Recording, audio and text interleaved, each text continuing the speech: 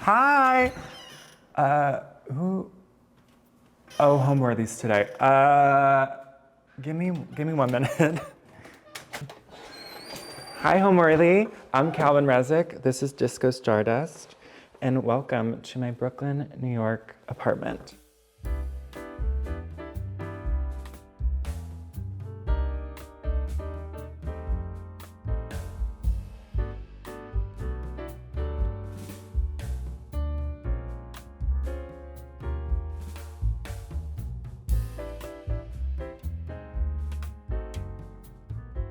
You're watching Homeworthy, where we believe every home has a story. Hi, my name is Calvin Hrezik. I am a cozy, opulent, maximalist interior designer.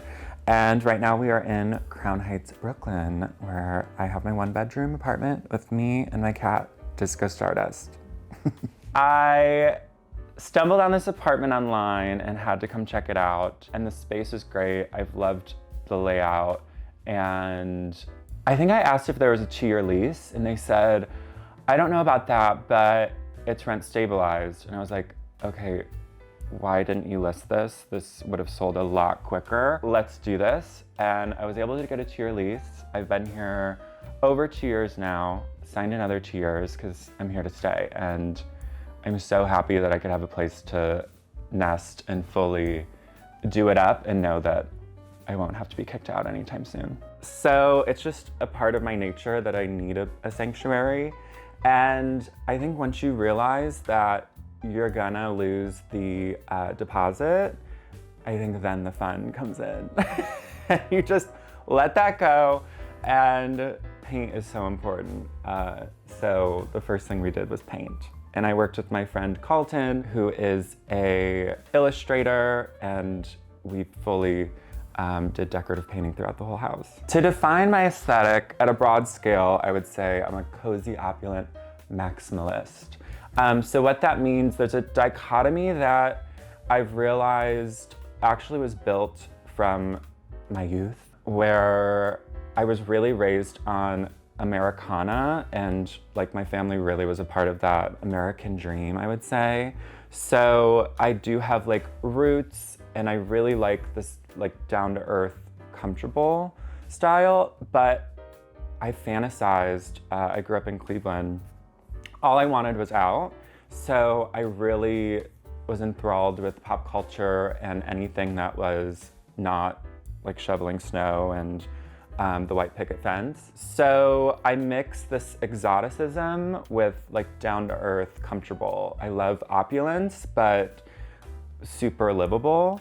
So that's kind of what that cozy opulence means. It's all that back and forth that I love to play with, grit and glamour. From there, really the color palette all sparked from Indian block prints.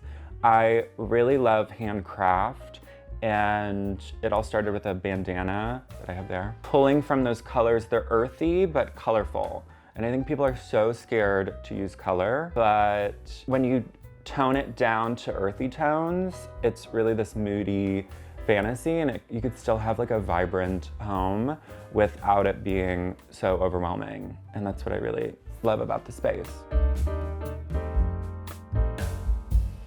First off, we'll go in the living room, which is here.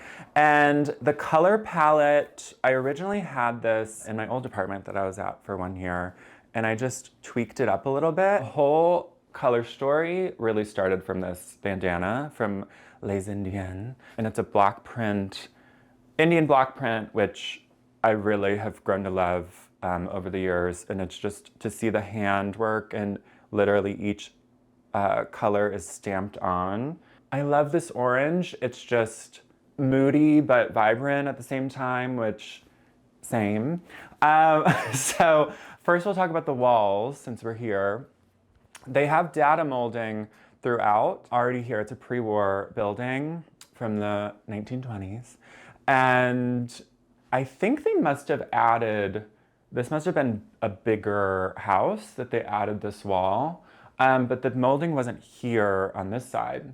So my friend Carlton Ackerman, who I worked with on my last apartment, on this apartment, we really riff off of each other really well. And he really does this like cartoony trompe-l'oeil, we call it. And I know it's not real trompe-l'oeil, people calm down. We do a cartoony take on trompe-l'oeil, which trompe-l'oeil is to fool the eye.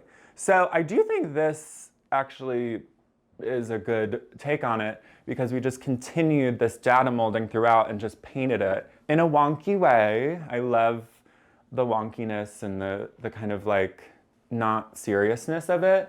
So that really started the entire living room. And then I'll just walk through the whole space. So of course I love collecting art. This, everybody's like, why do you have JFK on the wall? It's a paint by number that my grandpa painted, and I actually had him sign it before he passed. So there's Carl, he even knew the date, the year that he made it. So I just love it, and it really goes into this Americana lifestyle that I really feel like my upbringing was about and my family's all about.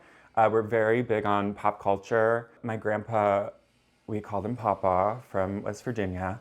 He loved Johnny Cash, and my grandma loved Elvis and actually named my mom after Lisa Marie Presley. I've been to like Beatles festivals growing up, and it's kind of funny to link it because I'm a big pop culture fan, which you will see very easily. This little guy, I used to work for One Kings Lane, and we had an artist come in, Vicky Chu, and she painted literally whatever you wanted. She specializes in these animals. And I like to say that my animal would be a flamingo, being tall and lanky and fabulous. And I lived in Miami. That was my dream, to live in Miami. So when I first moved to New York, I was like, what is a pink flamingo flying into the city? So that is a representation of that. And then I found this vintage map from, I want to say the 60s. And I just love, it's kind of like on your way out to see like, oh, where am I going? And I love all the little doodads and people pointing out what's going on in Manhattan. They were throwing away a lot of books at the library at my school. And I literally for weeks after class dig through all of these books to collect because I just thought it would be amazing to have. So here it's just a mix of all of that. This is a wig from High School Musical. My friend Katie, who I'm officiating her wedding, she's my oldest friend all the way from elementary school. And she came in and there was a High School Musical party and we fully got dressed up, and Sharpay is my girl. I thought I wanted to date her growing up, but then I realized I wanted to be her. So it didn't come in on time, this wig. So I had to come up with a plan B. And now I just have this wig that I thought was hilarious to have on display. I have to show, I was digging through my my bedroom from growing up, and I found this pin that I taped over Troy's face because I only wanted Sharpay in it, which I just thought was hilarious. One of my favorite books, Tom Bianchi from Fire Island Pines.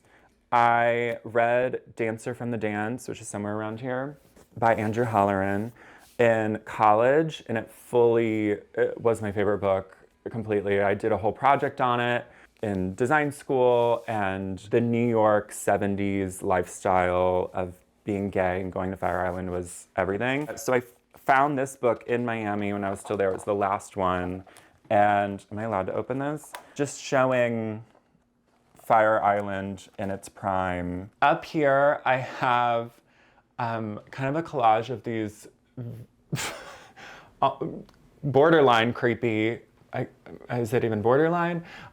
Stuffed animals. I love that it is the first thing that you see when you walk in and they're like peering over, and I love that this light even makes it more terrifying. And then I do have notes throughout the whole house of fat orange cats. My first cat, Bella, was a big sassy orange cat. So I do collect these throughout. Just another little fun note of my life. Going down here, I found this at a flea market with my grandpa, and in college, in Cleveland. I feel like to go to the Midwest, it's very untapped, which I really love. And I swear I got it for about $40, and it's like such a fabulous piece that I will always have.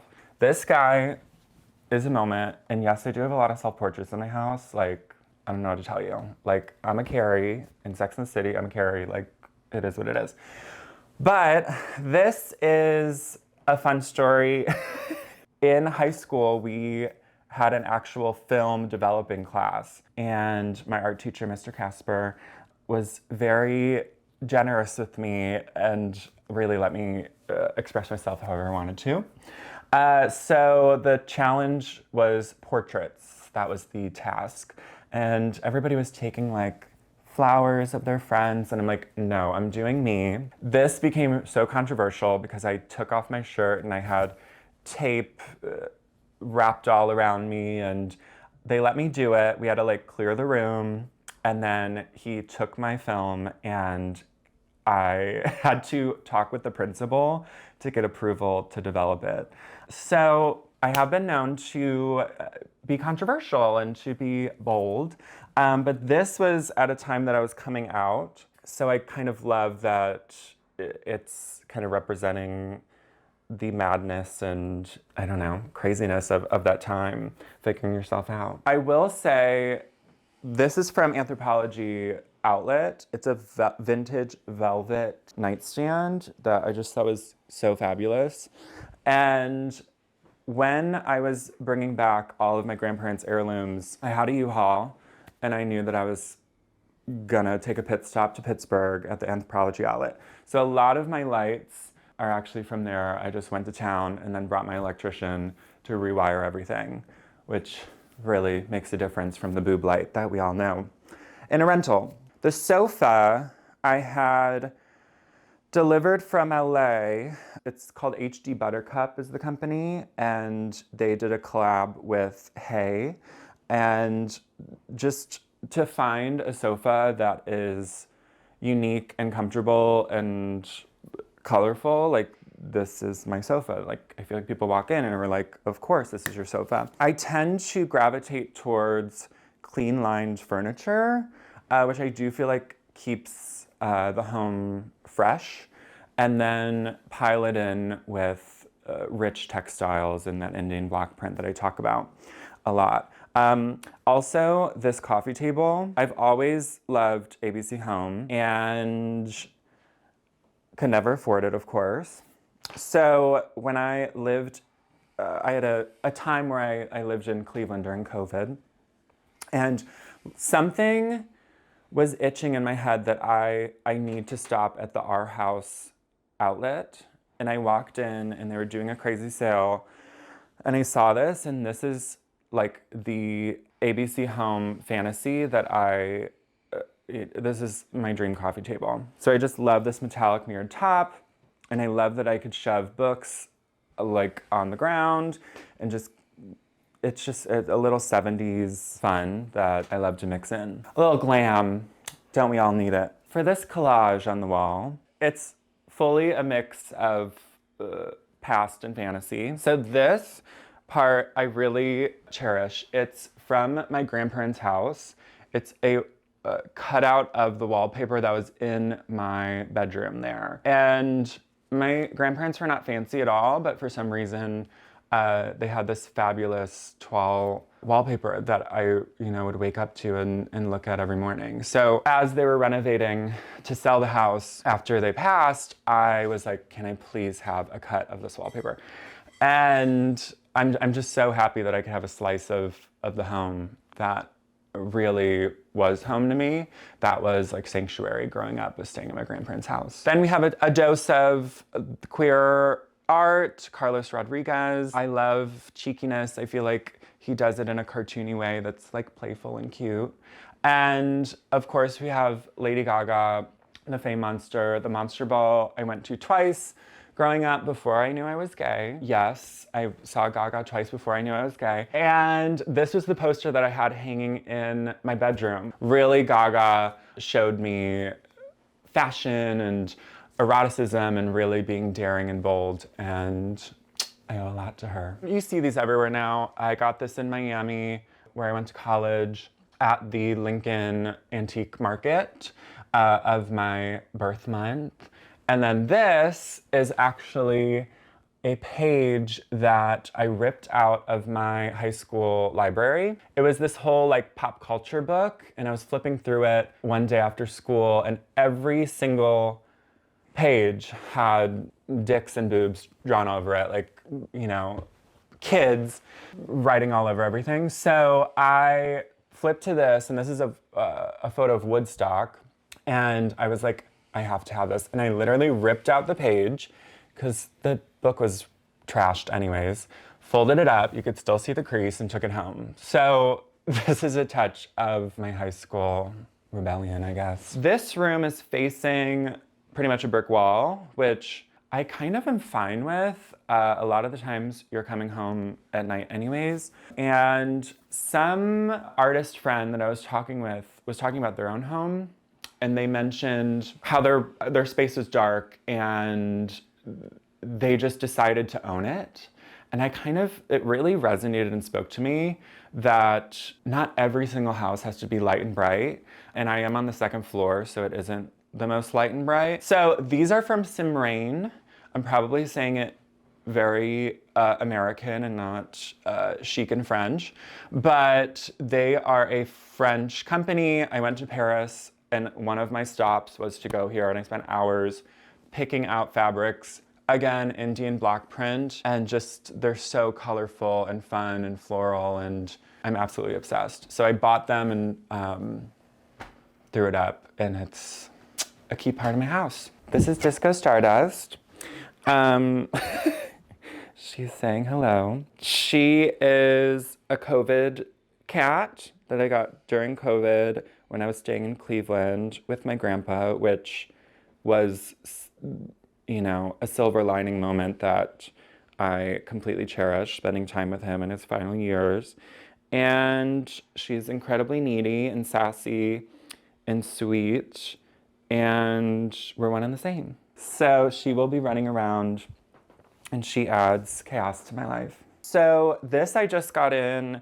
I work for Darren Hinault, and he has a showroom called Tent and has tons of antique rugs. And this is a Saruk from the 1880s, which it's just, I love Saruks, and I love how colorful, and it literally picks up all the colors in this house and home.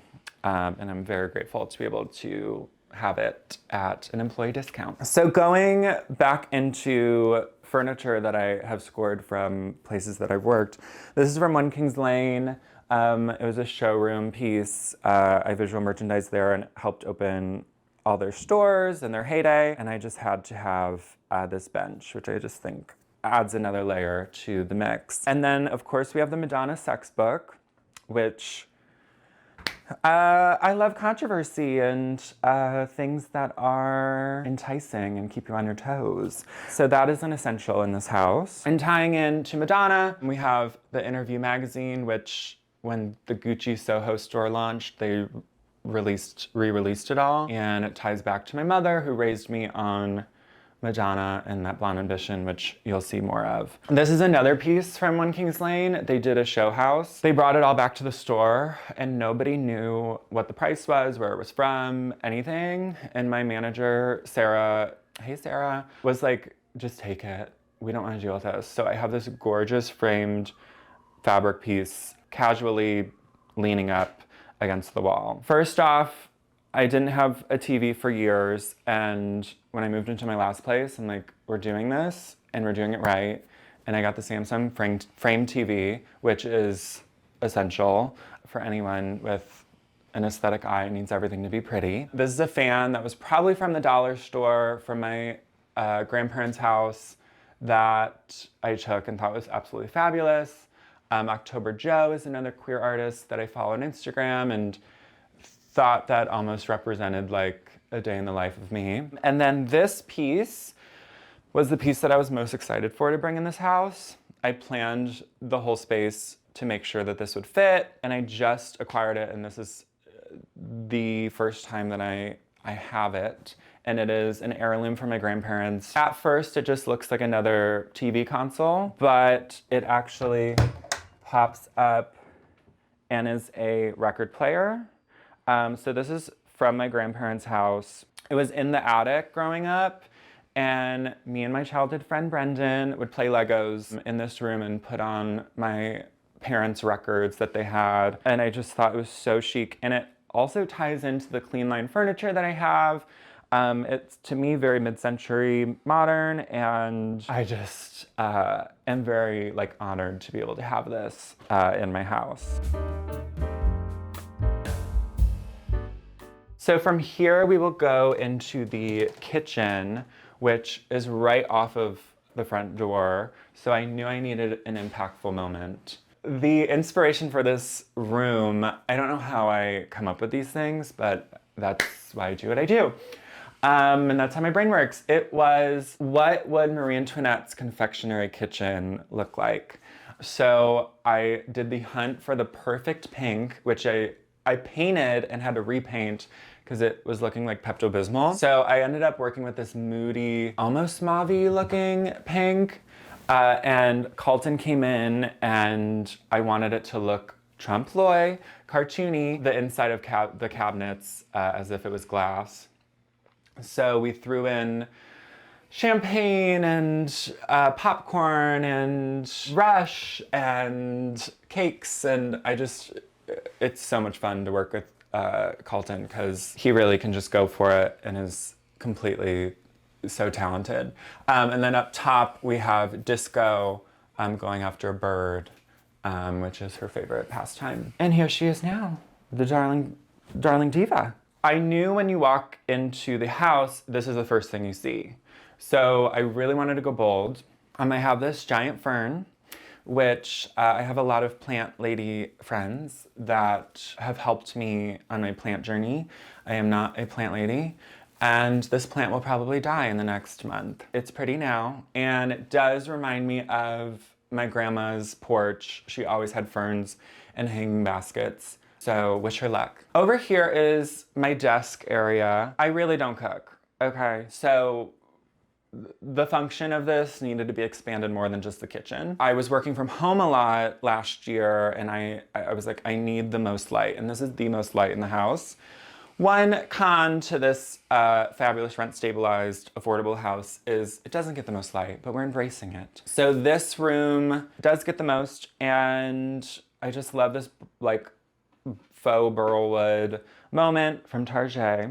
It's supposed to just be an entry console, and it works fabulously. This chair is vintage, and I got on Cherish. It took 2 months to sit on a truck and come over from Utah. But I needed something super comfortable, or else I'm not gonna sit in it, and chic. And especially since this is the first thing that you see when you come in, it really mattered. I mean, everything matters, and everything you put in your home should be something you're obsessed with. And this is what I'm obsessed with. I'm just gonna be real with this kitchen. There's not much space. Disco. Okay, girl.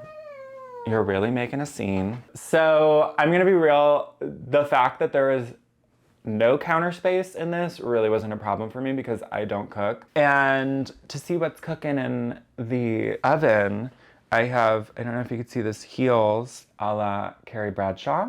So literally in here is storage. What's great about smaller spaces is that it forces you to keep just what you need. So this became my little office space. There really isn't a view, another con to this rent-stabilized apartment, but that's okay. But I do love that this is my Carrie Bradshaw moment. I couldn't help but wonder out the window. And really the creme de la creme is this Madonna stained glass moment that I had from Stratford Studio on Etsy. I've had this vision because there is no view, but I wanted to emphasize the light coming in. I did not want to cover it up. For some reason, I've had this fantasy of having stained glass of Madonna. And this is the True Blue cover, and it is my mom's favorite album of hers. It's kind of an homage to my mother, and also that blonde ambition that she raised me on. So it's just great that it's like the staple and the main girl in the house. So over here, we have my Nespresso machine. I did not realize that I would be a coffee mug collector. Right now, lately, my favorite mug is I'm a Carrie.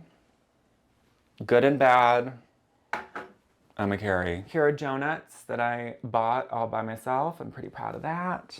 And I just wanted it to be kind of sweets and treats, a la Let Them Eat Cake. This also is another piece from Anthropology outlet that I pulled. This room almost leans like beachy, but I am a beachy kind of girl. So I am a summer boy, July birthday.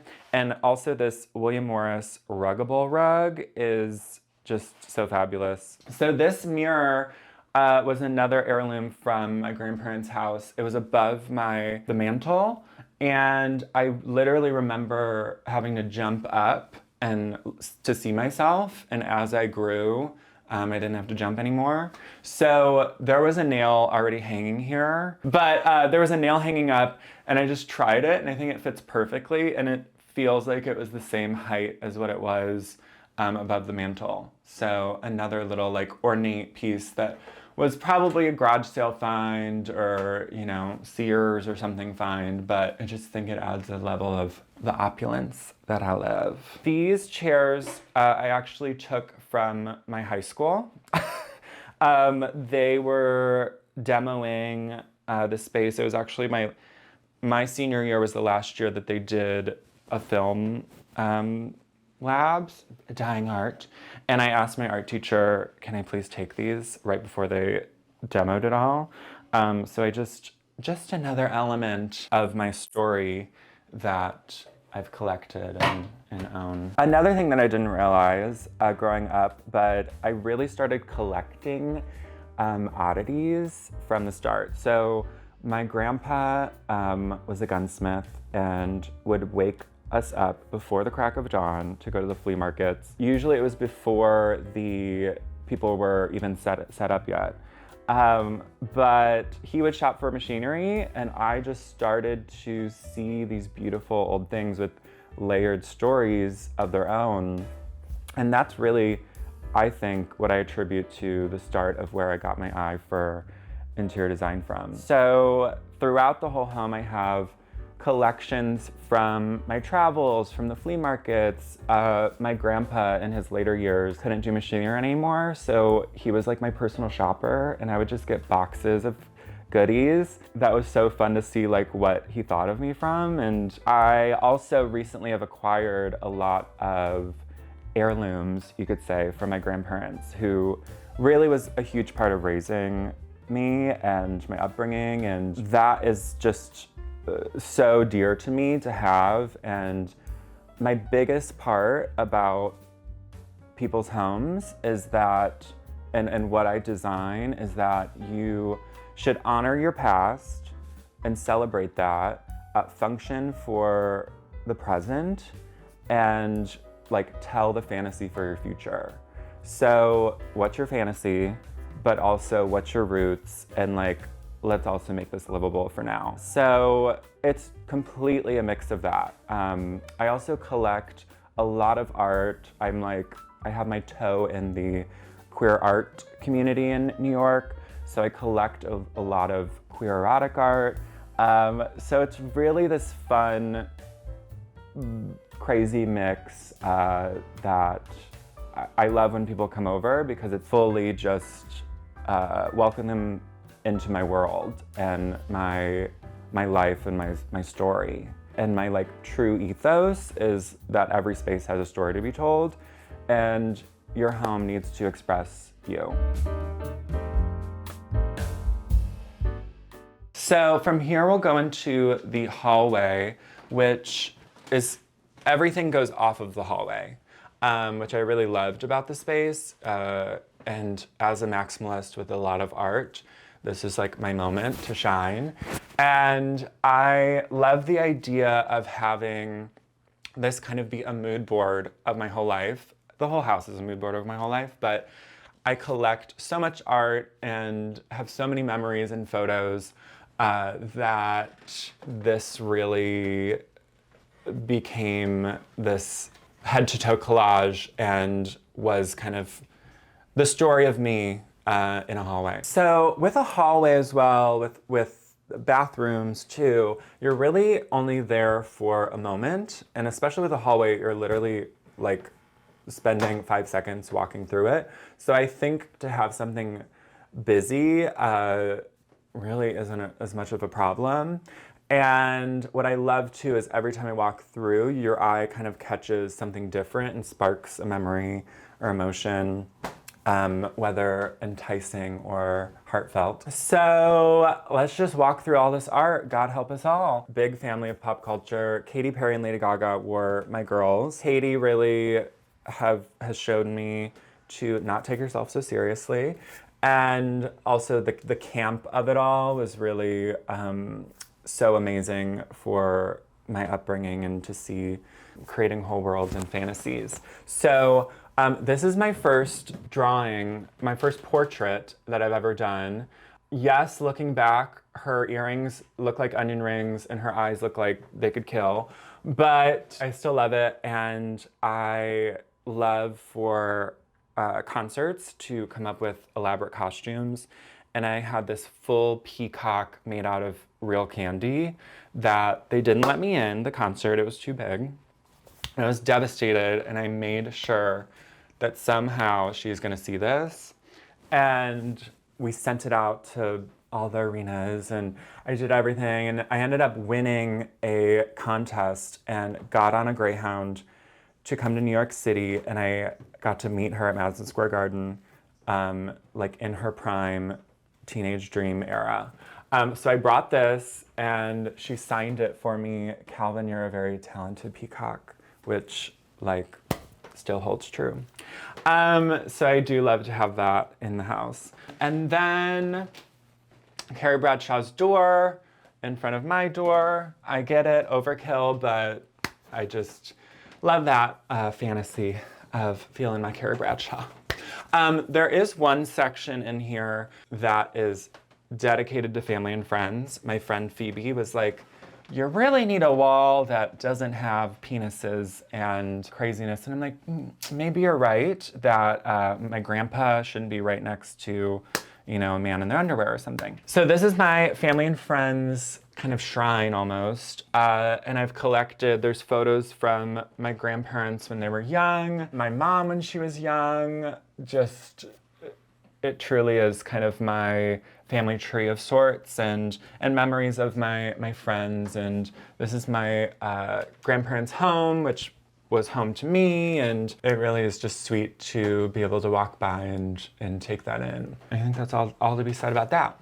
Well, first I do want to acknowledge also I have a framed piece of my favorite teacher growing up, Mrs. Becker. She really had such a positive outlook, and she really instilled that you don't have control on what happens to you or what happens in the world, but your attitude really dictates it all. And we're still close friends, and I adore her. That was from my last day of my senior year. Then also on People's Way Out, I watched the Homeworthy tour of Grey Gardens, and I loved that she had monogrammed everything and she had her own logo going on.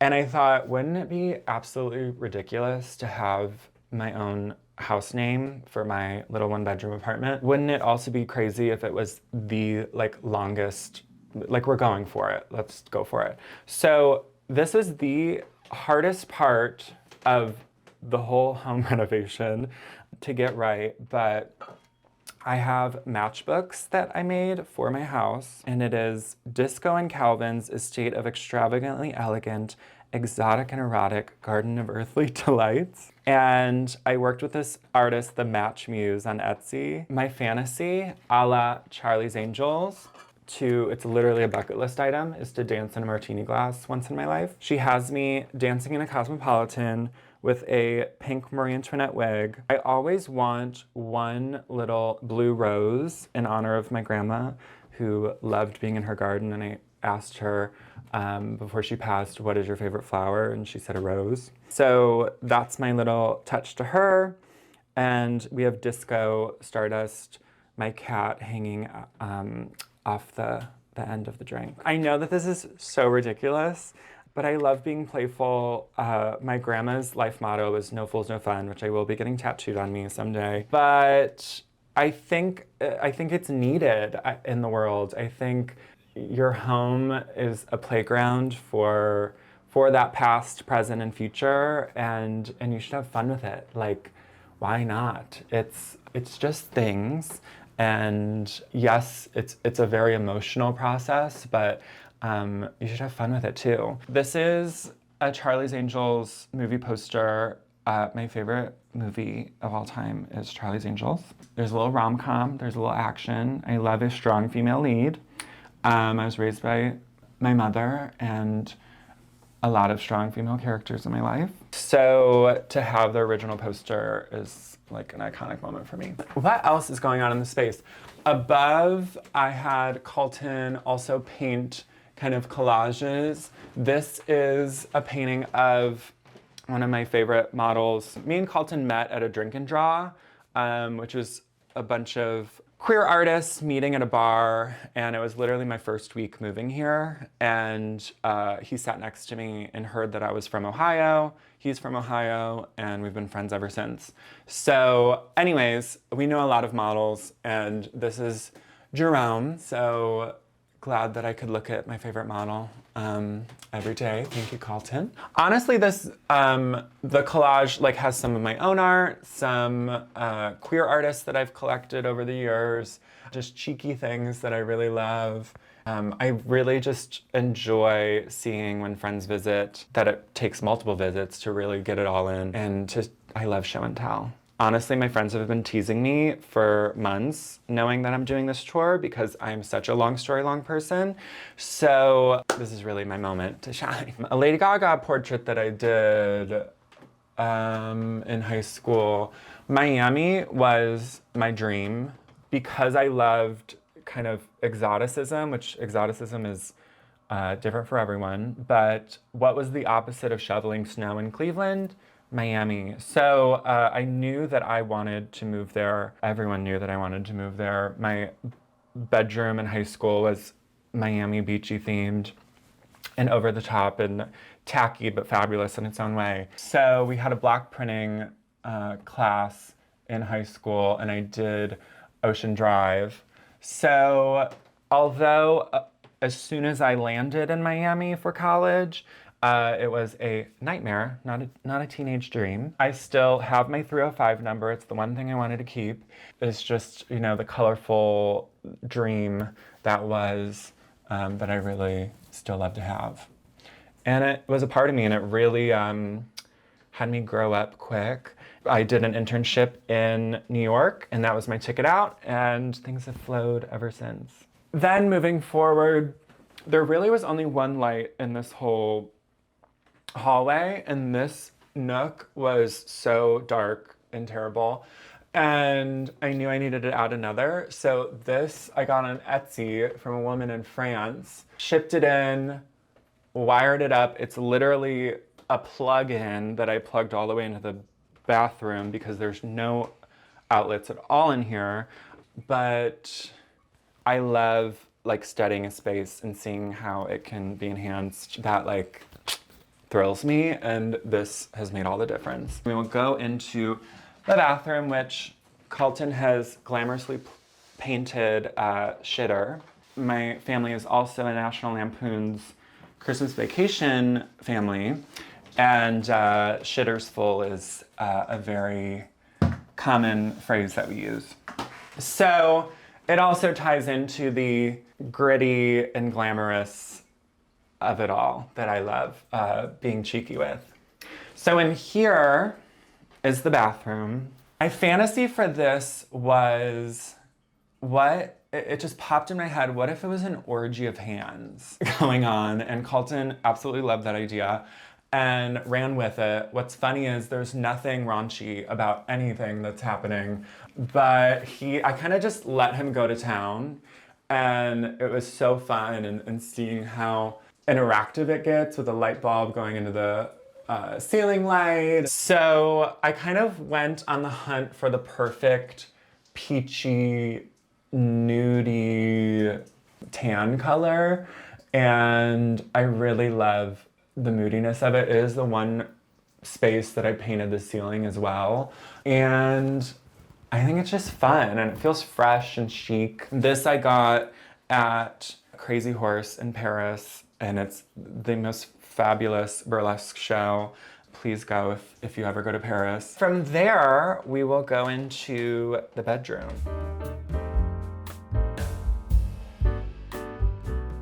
So here is where all the dreams happen, because this is where I sleep. So I really had fun with this space. We'll first talk about the palette. There's this really muddy red that almost reminds me of a brick. My favorite color's red. People were very scared when I told them that I was painting the walls red in my bedroom, but like I said, it all depends on the tone and where you're going, and I feel like it's earthy and plays it all up. So the main centerpiece, the main girl of this space is this rug, which my friends and family all know this story at this point. It is one of my favorite stories. In high school, at about 16, our little public school got to go to Europe in the Spanish club. So our teacher, Mrs. Halko, hey Mrs. Halko, took us there, and it completely rocked my world. My mom has always instilled travel and going and seeing and living in our lives. And also my father passed away young, and it always has, from the start, instilled the reality that we need to go and live. And I think that's been a part of my life and ethos as well, is to just go for it. But I digress. We went to Portugal and Spain, and we had one day in Morocco. And I was so excited for that one day in Morocco. And my mom at the time was able to get free FedEx labels and at her work. And I said, give me a label. I know I'm gonna buy something. And she's like, Calvin, what? And I'm like, I'm gonna be buying something, and I don't know what, but it's gonna be great. And in Morocco, it was not like Casablanca or anything glamorous. It was Tetouan, which I'm probably butchering the name. It was right at the tip around the Rock of Gibraltar. It was just a whole other world, and I loved going through the winding streets. And we went to a rug bazaar, and they did a whole presentation. They were rolling them. I felt like I was so in the zone. It was so in my element. And then they dispersed everyone off and kind of like moved everyone away so people could barter without like asking their friends, should I really do this? They kicked me out because I bartered too low, and I'm like, what? One teacher was like, get back up there and go for it. So I went back up. They were rolling out rugs for me. And I was just like, no, no, no. And they rolled this one out, and my eyes were like glowing, and he knew that it was for me. And he was like, antique hand-woven silk, 800 euros, which is a pretty good deal now that I think of it. But I was just like a broke high school kid. You know, I could not afford that. So I'm like, roll it up. I can't even barter with you on that. Like, I do not have the money. And he kept rolling, and I'm like, I'm not into these. I'm just gonna go to another area. Like, don't worry about it. He chases me down, and he's like, how much can you give for this? And I said, like, I think all I had was like 160 euros. And he's like, let me talk to my manager. He goes over, it's the manager that kicked me out. So that was a whole scene. And I'm like, looking back, I'm like, was this a whole show on purpose? Like, I don't even know. He pulls me aside and goes, give me the money. And I'm like, what? And I'm shaking, handing him the euros, and he throws it in a plastic bag and gives it to me. And I was like, what just happened? So, of course, a lot of my first designs in college were Moroccan themed. I do love Martin Lawrence Bullard's designs as well. This has been rolled up for over 10 years, not being shown off to anyone. I needed the perfect moment, and getting this apartment, I was like, it is time. So I added rings to it and hang it up, and I just love this as the backdrop for this bedroom. So the rug was the start to the whole idea of this room. I kind of wanted it to be this rug bazaar moment. So I have rugs kind of scattered throughout on the floor, and then we get into the layout of the space. They added this extra closet because there's only one tucked away. And I know it's a little awkward, but that's what I love about design, is kind of Tetris piecing something to make sense of it all. And I was like, do I put the bed this way facing the windows, or do I center it on this cutout? And I also knew I needed more storage. So I decided to center the bed onto this, and I'm like pretty proud of this. I put a baker's rack, a closet, storage, my laundry, all behind this with these Anthropologie curtains on a tension rod from Amazon. I don't know how, but I've never had an issue with it. And it fully centers everything to be on there. I had my electrician swag the Anthropologie light to be directly over the bed and centered, and it kind of absolutely works, and I'm pretty happy with it. I will not be showing you what's behind this because it is an absolute mess for you guys right now. I will show you the closet, and that is all I'm showing you. So I do have 3 closets. That's just storage, that's coats and dresses, and then that's the day-to-day clothes that I have. I have really wanted a leather bed for so long, and I love, this is from Artful. It is clean lined, chunky, sexy. I think you're either a brown leather person or a black leather person. I'm definitely a brown leather person. I love the casualness of it. I think there's also like a Western part to it all, which I always gravitate towards because it's a little bit Americana, which is my upbringing, and also my grandpa who loved Johnny Cash and that whole world. It's just a little bit of home to me. But anyways, enough about this bed. We have pillows from Simrain again, that Paris company. The bedspread as well, which Disco is modeling for you really gorgeously. And I love linen sheets. This is from Parachute, and there's like a scratchiness to linen that I'm very tactile, which I love about interior design, is the tactileness and touch about it all. And I also had a blanket growing up, like as a baby, that was linen, and it was, I guess, my soothing blanket. So I always love something with a little bit of a hand to it. So then we'll go over to here. Speaking of the added closet that they had, the door is completely centered to the bed. And another fun idea that I had based off of my trip to Europe in high school, this is from the Alhambra in Spain, and it was a Moroccan palace, and I took this photo on a rainy day, and I loved like the ombre effect that it had. I just love the ornamentalism of it all. And so I thought, what if I did a arch painted around the door? And I don't know how I have these things pop up, but in my head, what if I have a mirror reflecting directly on the bed, which I thought was a little cheeky and fun. And I know it's bad feng shui, but it's all in good fun. So I had Colton paint a wonky little arch. I traced it, and then there's a place called Canal Plastics in the city where I know from my days of visual merchandising that they cut out anything, and this is a bronzed mirror that they cut for me, and I think it is such a fun feature in this room. Over here, I knew it really had to be like a solid moment. This is my favorite photo ever. It's Irving Penn, Women in a Moroccan Palace. And I just think it's so glamorous and chic and emphasizes the exoticism that I gravitate towards. This I got at the Paris Flea Market. The first time I've ever gone was last year.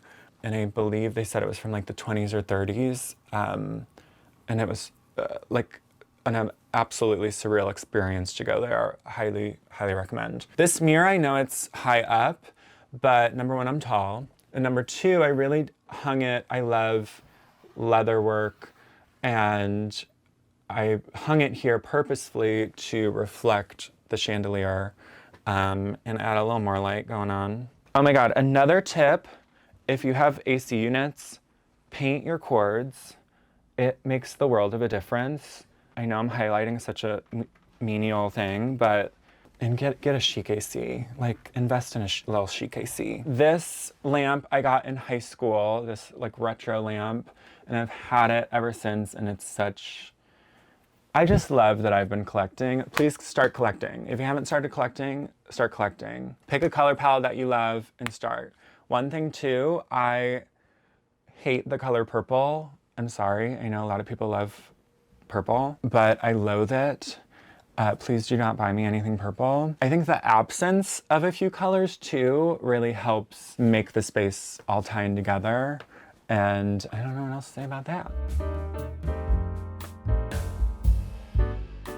Home to me is your soul completely reflected onto tactile things. Home is your emotions, it's your sanctuary, it's your memories and your fantasies. It's all your dreams and thought put into the real world. If I had any tip to give anyone, is paint. It is so important. I've seen so many spaces where they have really great things and they have their own personal style, but they didn't want to take the time to paint. And even if it isn't as bold as my colorful home, like a nice neutral cream would do wonders. So please to God, it's just paint. It isn't permanent and it's very changeable. Paint the damn house.